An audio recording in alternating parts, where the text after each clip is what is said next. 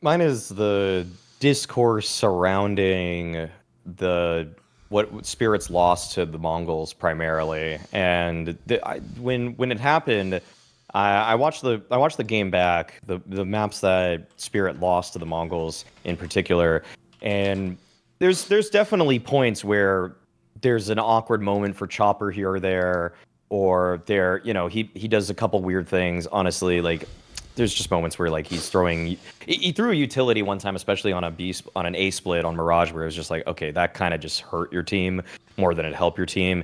And I feel like people sometimes blow up those points to thinking, oh my god, like what is he even doing? Is he like even an IGL or whatever? And don't get me wrong, I think that in today's tier one Counter Strike, there's probably at least 6 or 7 IGLs that are better than him.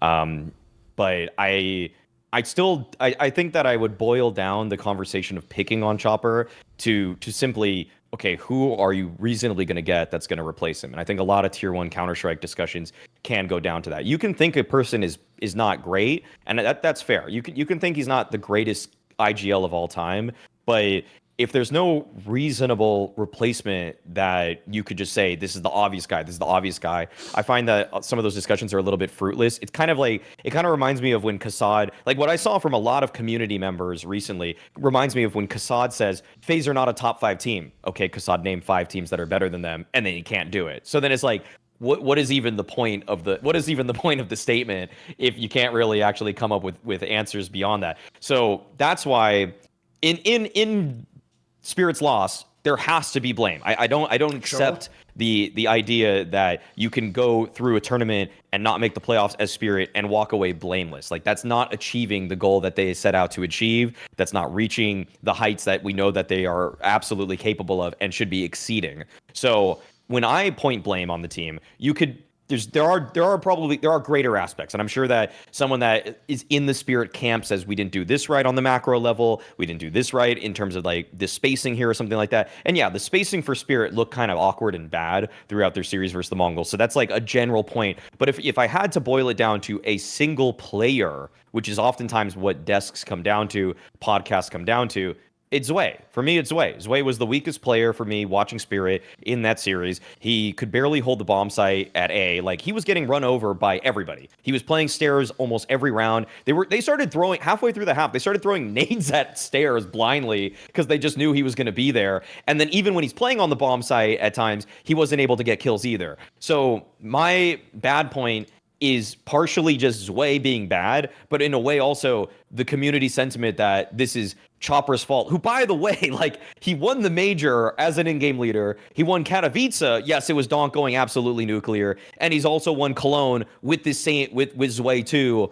And I just find like two parts of this whole discussion of Spirit's departure from Chengdu to be wrong. Like I think Zwei played badly, and I also think putting all the blame on Chopper is overblown. So that's my bad point.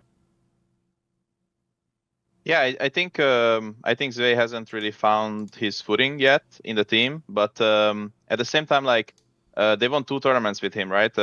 Right when he joined. Yeah. And since then they have been struggling, and they also got one more new player 2 events ago, right? So they only have 2 events in. So I don't think, like, I think there's definitely some worrying signs regarding their performance, but I just wouldn't really be too worried yet until the major is over, because I think on the major we'll actually see what they can cook until then, because they had they went from tournament to tournament, and they have a new lineup, and even though it's one change recently, that one change can change the whole dynamic of the team, right? So I think it's hard for all of them to adapt and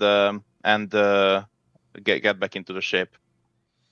Yeah, I know what you mean about, like, because I did see, it's funny, I feel like Zwei got a lot of the blame early, but then because they won those tournaments, people have just, like, he gets a pass now from some people. But I actually do feel like everyone's new target is Chopper now. The joke is, this is why fans are terrible, because you do all just sit there with a blank picket sign and a Sharpie fucking pen, and you just wait for whoever bottom frags, and then you say they have to be kicked from the team. So you guys all said Zontix had to go, and Magic's had to go, and now it's Chopper. Eventually there's only going to be fucking Donk and Chiro left. left. Like, it can't just be that everyone who isn't fragging 1.2 rating has to be kicked out the team. So the question to me really is, like, not even are these players good, it's can they function in Spirit and Spirit win tournaments, which is obviously the level they should be at, and we're at even literally a couple of months ago. Put it this way, if you have to pick between the two, I would much easier pick Zway than Chopper, because as far as I can tell, it doesn't even look like Chopper himself plays that much worse than he did before. He was never actually a very good fragger for me anyway. And if you look at the setup of the team, look, here's where Chopper gets the blame,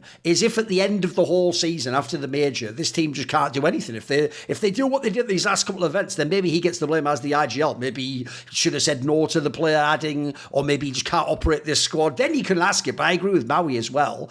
Make me the short list of names replacing him. The joke is, it sounds like you're making a meme list. It would be like Boomich, Jame, and fucking Nafani. Like, who even is there? Like, it's people we don't know at that point in time. So it does feel like, put it this way, we already know there are people who could play Zway's spots. Well, one of them's on their bench called Magix. He did it already. Like, that's actually the bigger question to me, is Zway, the whole angle was, it was fine if he didn't even eye test wise did some of the things Magix did, because he was going to frag better.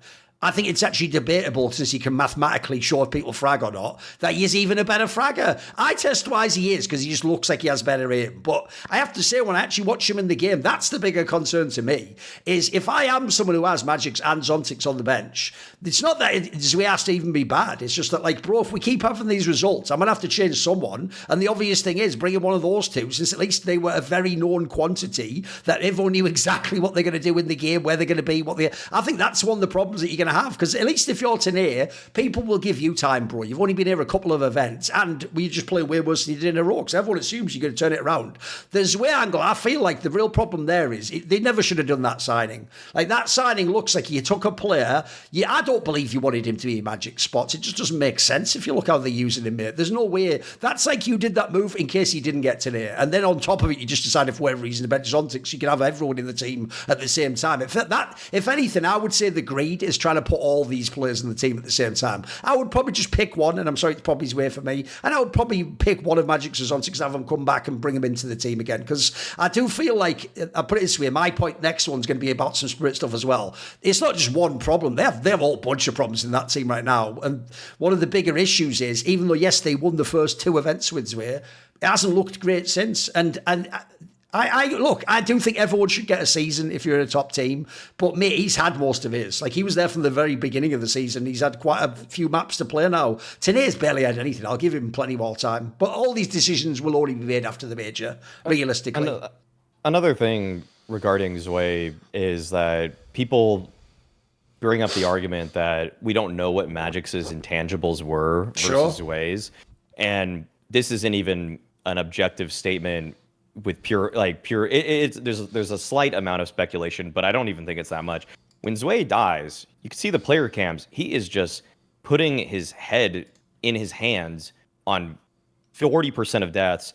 But when you watch Zontix or Magix, there's a frustration, but then they continue to calm throughout the round, and they maintain composure as they provide. Some teams have called it eyes in the sky. I think Flamesy said that regarding Vitality's play, where it's just that people need to stay engaged even when they die, so that they can provide, they see the bigger picture. They see, oh, who's watching what, who's calming for what.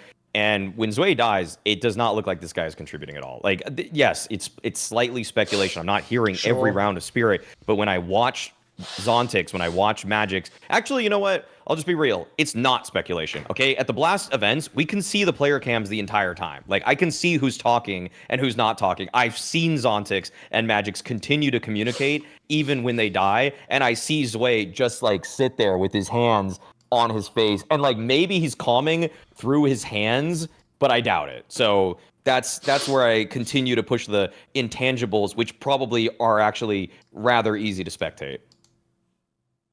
Maybe this is something along the lines of him not being able to handle the pressure, and he has like high expectations towards himself, and then when he can't deliver to it, then he's just kind of like shutting down, and that hurts the team a lot, right? If you're shutting down with comms and you're not helping, like you said. Sure. And also, I'll tell you actually one angle I think is underrated, which is when you have people like Magix in your team, they already have veteran status in the Spirit org before people like Donk ever got there. So that means if you are someone like Donk, you're actually, put it this way, if everyone remembers back in the day, you've seen a million times in the latter days of Na'Vi when Simple would flame like MPL or some fucking SDY or something. The newer players, he would flame the fuck out of them on camera in an interview. Bro, he never said shit about Edward when Edwards was bad at the end of Na'Vi. Because Edwards was a legend of Na'Vi, bro. He was there way before Simple got there. And when you join, you don't join the team when Edwards at the end of his career and go, come on, mate, what the fuck, why are you fragging? You know he's a known quantity. He's not there to be a super duper aimer. He's there to be a veteran and do things the right way and be professional. I feel like the difference also is, I feel like the vibe was way better in Spirit because people didn't expect Zontix and Magix to do these crazy things. They knew in the team, like I think Shiro and Donk just knew we have to carry some of these games, mate, and on this map we have to frag. And so they sort of almost forgave those players. I don't think if yours way you're going to get that status, by the way, mate. If you don't make it, they're just going to kick you out and get someone who can do it, or they're going to say you just don't fit the team culture. Like that'll be the next line. It wouldn't even be they'll say you're bad. They'll just say it didn't fit the shape of the team. You know, all those fucking torture terminology we all use now.